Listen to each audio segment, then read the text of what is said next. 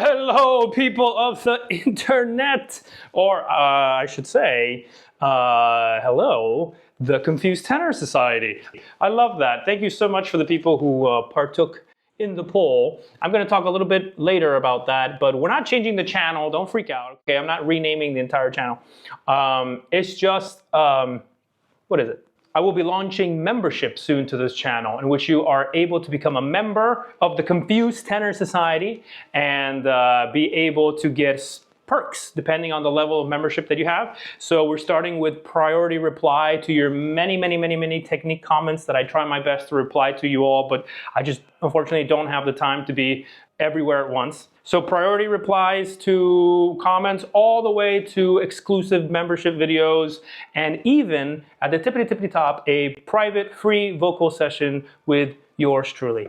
So I will be launching that soon, and I will also be making a more specific video about that later on. But anyways, you are joining me here in my lovely dressing room, and I am indeed in costume for our final dress rehearsal of Nabucco. If you're in town, by the way, in Berlin on July 5th, that's our premiere, you are more than welcome to come see us. But let's dig into today's theme, which is how to use the vocal crack, which has been marked as the most fearful thing that a singer can experience during singing. And nobody, I really mean nobody, is talking about this. At least no one that I have come across. And it is such a useful tool to be able to develop the top as a tenor. And I would say that is very specific also to the tenor, because the tenor voice has to be so elastic. It has to be loose.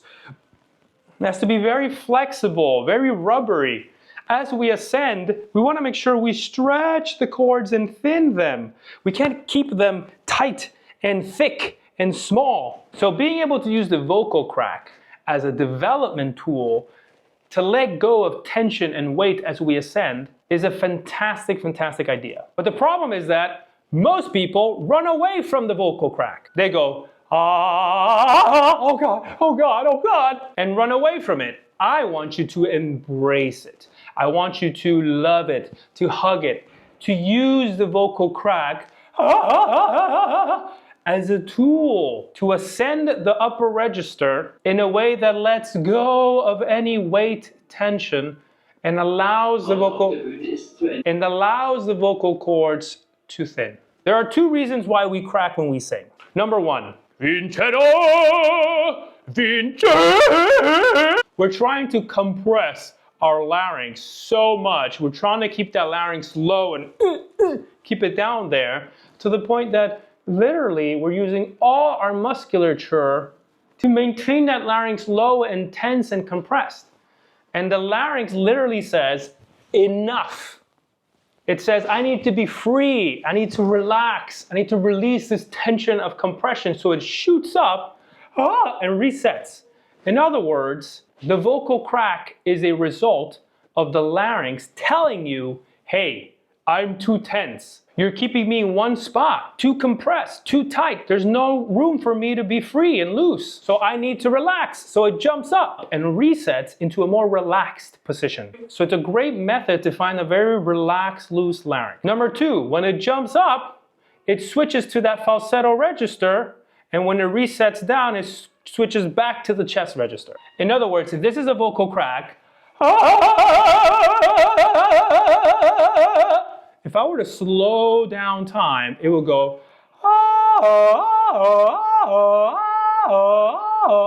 falsetto chest, falsetto re-engaging the chest. And so for all those comments of people asking me, how do I connect the falsetto to the chest? Or as I ascend, I can't find the falsetto. Or as I ascend in falsetto, I lose connection to the chest. How do I blend the voices together? The vocal crack is exactly that. If you're able to find the coordination to keep the larynx loose and be able to move it up and down, you will find that you will have some of this very much looseness to it. It sounds very funny, right? It sounds like, oh my God, I'm constantly cracking. But you can do this for hours and it will never hurt your voice or cause you to be like, oh, I'm so tired. Because this is a very relaxing concept for the larynx. There's nothing, absolutely nothing, being compressed or tight or forced. As I'm doing the crack, I'm also keeping in mind a lot of what we talked in my previous videos, which is very much this yawn, this column of space, so that we're always in tune to the higher harmonics of the voice. The voice is split into two. You have the fundamental pitch. That's the fundamental. It's on the pitch. There's nothing else literally but just the chest sound, and it's on it. It's literally the core pitch of the sound. And then you have the harmonics.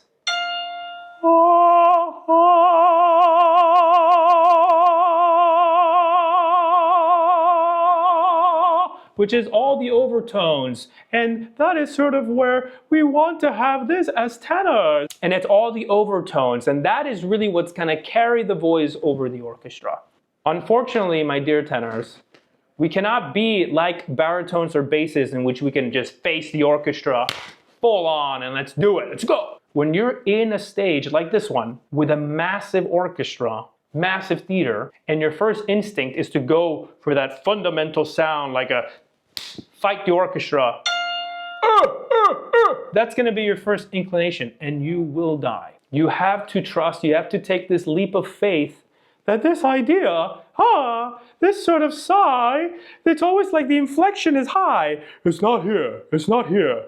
Yeah, I'm still kind of in that yawn position, but it's really still low. No, I want it higher. Kind of like, hello everybody, it's Mickey Mouse. Yeah, up there, that's where I want it. And so when we're able to blend the higher harmonics and the fundamental pitch in a beautiful, balanced way, because everything we do is very yin-yang, very Buddha, finding the middle of that balance, you're going to find the true, released, beautiful sound. Fundamental. Higher harmonics. Together. So back to the vocal crack. That idea can help you continue to ascend in very much that sigh.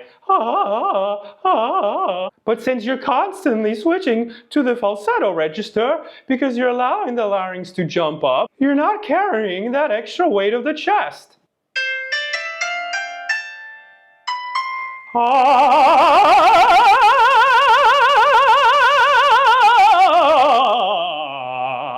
It's so easy when you approach it that way. You can literally sing high C's, high D's, high F's for hours, and it will never cost you anything because you're constantly allowing the larynx to jiggle. And yes, we are going to an extreme. We're using this as a development tool. I will never tell you go on stage and sing like that. No. Again, it's all about sensation as well.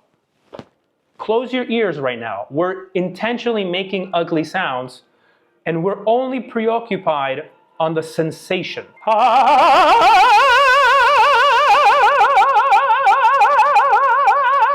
Because the larynx is loose, and I'm still always kind of keeping the sigh there, I still have an open throat. I still have that column of space, that vertical column of space that we always want, but I'm just allowing the larynx to crack. And so eventually what we want to do is apply that concept of the vocal crack to the actual voice.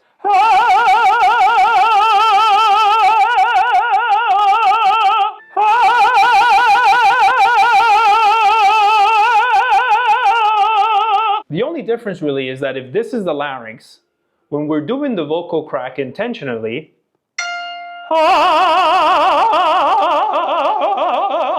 I am allowing the larynx to really go all the way to the top, all the way to the bottom, all the way to the top, into its very extreme ranges on purpose.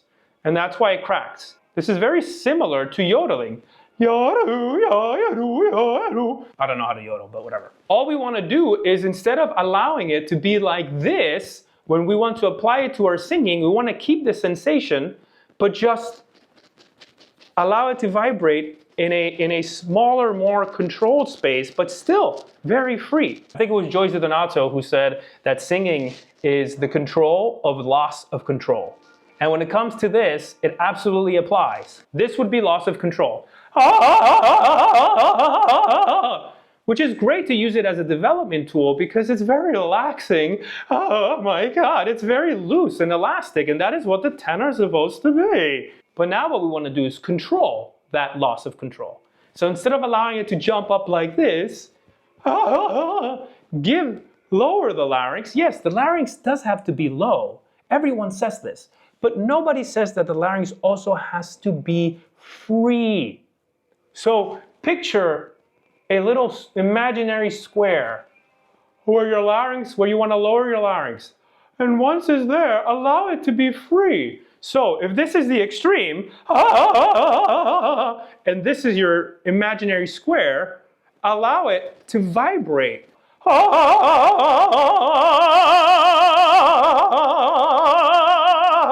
Find that balance of being able to sing in that beautiful vertical column of space, that yawn, that chord closure, but with a very released larynx that can maintain being low. If you cannot maintain it low, then don't worry about it. Then right now your larynx is high. And yes, and I'm probably gonna say something that's very sacrilegious to the opera community, but if you cannot maintain the larynx low at the moment, but you find this freedom, and you're kind of up here, but it's very free to you, then for now, just for now, your larynx is high. Okay, great. So keep it there and work every day into finding a little bit more depth, stretching that. It's like when you stretch a muscle, right? You can't just show up to the gym and expect to lift 300 pounds. No, you first do a stretch, right? You start with 10 pounds. Then the next day you try to see if you could go 15 or 20 and you work yourself up. And you build the strength gradually day after day in a healthy manner until you're able to lift the weight you want to lift or sound the way you want to sound. There's so many 20-year-olds, 30-year-olds that haven't done this process but just want to sing like Corelli. You're not just going to show up on day one and sing like Corelli. You're not going to show up on day one and be able to lift 500 pounds. You have to go through the process. Every day, work on stretching it. So right now,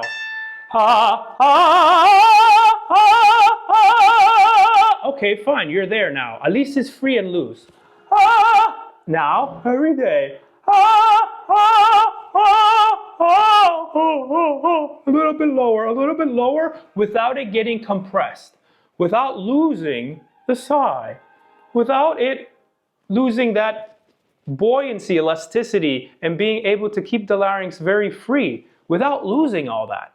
If you go from to then you've gone the wrong way. Go back to your reference point. Go back to the sensation that you liked when you had that very free sound. Go back to there, and then more with that vocal crack. Find ways to lower the larynx little by little until you are very much comfortable in that position, so that you never compress the larynx. It just comfortably can stay there and be very loose. But again, this takes time. For those of you that are like, well, I don't know how to move my larynx that way. I don't even know how to crack. Well, this is two ways that you can find the extreme up and downs of the laryngeal movement. Grab your finger, touch your larynx, and swallow. If you swallowed, your larynx definitely went up. And if you sustain that swallow position, you can definitely feel how high it went. This is because when we're eating food, the larynx closes the windpipe because we don't want food to go down the windpipe. The food needs to go into the esophagus, into our stomachs. And so the larynx goes really high to shut the windpipe. The palate, you're gonna notice that it drops, the larynx goes up, and we literally have no space. And if we hold that position, we're gonna feel almost that feeling of squeeze. Right? I'm sure you feel it. Now, again, put your finger in your larynx and now yawn for me. Yawn like you've been working for 48 hours, no sleep. You're super exhausted.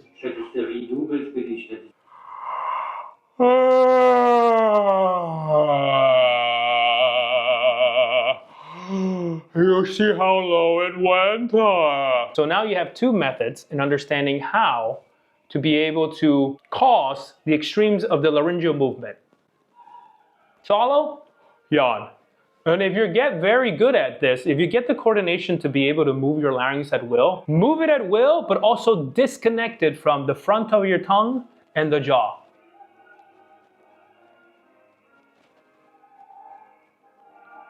The tongue will move, but only the back part, because the root of the tongue is actually connected to the larynx. Meaning if you stick your tongue out, your larynx will go up. It's all one mechanism. So again, find that beautiful yawn position. Ah, sigh for me. Fantastic. Very much in tune with the higher harmonics. Ah, ah, ah. Now let's get some of that chord closure to engage a little bit of the full voice, the chest. Ah, ah, ah. And again, the chord closure is very soothing, not abrasive, not banging the chords together. Oh, oh, no, no, no. We had a guest, Andrew Owens, who pretty much talked about this idea of almost like the lips coming together to do a B as in bubble sound. Have that image that your chords are doing the same thing. Ah, ah, ah, ah, ah, ah, ah, ah. So now that we have the larynx low and we're very much in tune with the higher harmonics and we have the connection to the full voice, ah, ah, ah, ah, I want you to loosen the larynx and go back to that position with this vocal crack. Ah, ah, always keeping the jaw and the tongue very relaxed, like if they give you a shot of anesthesia and everything is numb. The front of the tongue and the jaw, very relaxed. And as the larynx is going up and down and resetting, little by little, as you start feeling comfortable with that idea, little by little, as you start getting comfortable with that idea, little by little, do a little less, gradually, a little less, without it hindering the spinning, the freedom of the larynx.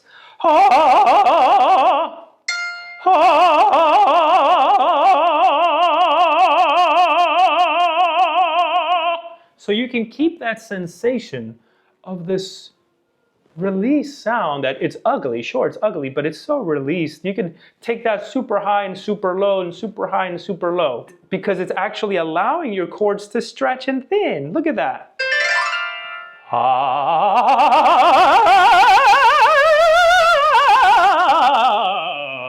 Allowing it. But yes, it's ugly. So now, just maintaining that sensation, keeping everything a little bit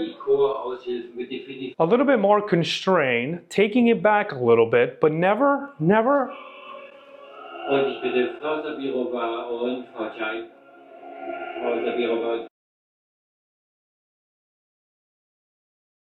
a little bit more constrained, taking it back a little bit, but never caging the larynx. So once again, this is that.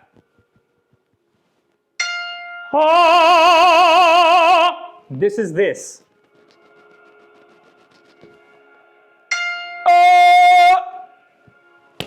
That's that.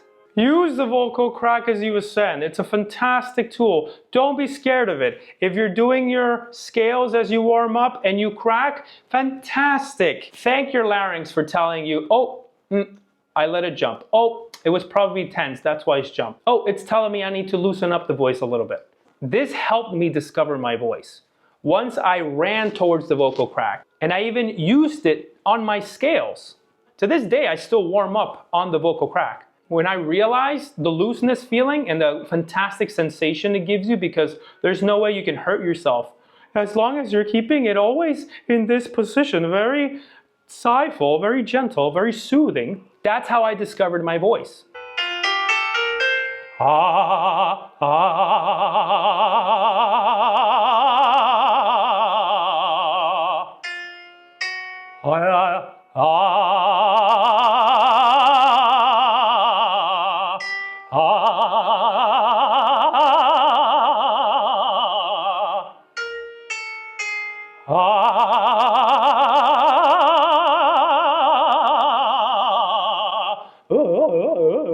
very much loosen. And also as you approach the passagio as well, actually will help many of you to actually find in what position is the correct position to sing. Actually, it will help many of you to actually figure out what is the correct position to sing in the passagio.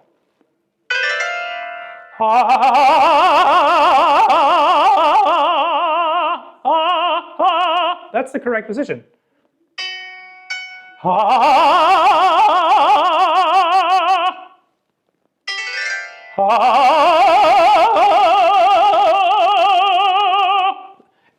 It always hints you towards like, hey, this needs to be covered. The larynx needs to be tilted. Hey, this can be still open and be sung open, but still in that beautiful column of space.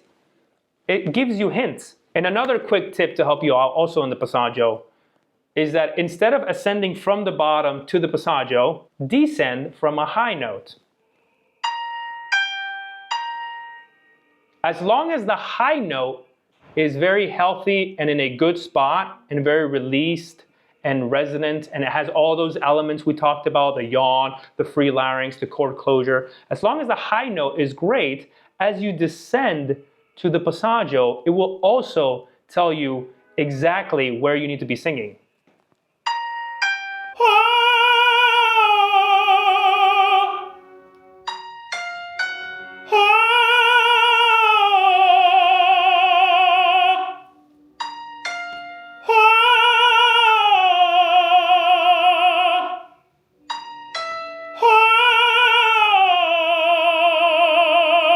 Some of you might realize that you're actually forcing a cover or covering too early where you could actually still sing open and the resonance and the sound can be more present. Or perhaps some of you will find out that you're singing things too open when they actually should be covered. So that's it for today. That is my little introduction to you all in using the vocal crack, the dreaded vocal crack, but use it in a way that actually is useful and beneficial to you instead of, oh my God, the vocal crack, oh my God, no. Embrace it, use it, because it's very much a result of a relaxed position. Like always, these are my observations. These are my methodologies that I've learned through my years of experience in stage and working in the actual opera field. If it helps you, fantastic. If it doesn't and you hate it, absolutely you hate it, then that's fine. And don't do it. It's easy as that. Throw it away, and I wish you the best of luck in your journey. I may revisit this topic soon again about the vocal crack because I think it's so important and integral to blooming and opening the voice for the tenor. Funny enough, I had a student about a week ago that using the vocal crack just opened up his entire top incredibly. That's all he needed to hear, and boom, he just beautifully was just ascending to the top in the most amazing vertical column I've seen in the span of a 30-minute lesson. It was incredible. So I think it's very important. I hope it helps many of you. And stay tuned for the launch of memberships to this channel. Ciao, ciao for now. Goodbye, my confused tenor society. Continue studying. Hang in there. The work continues.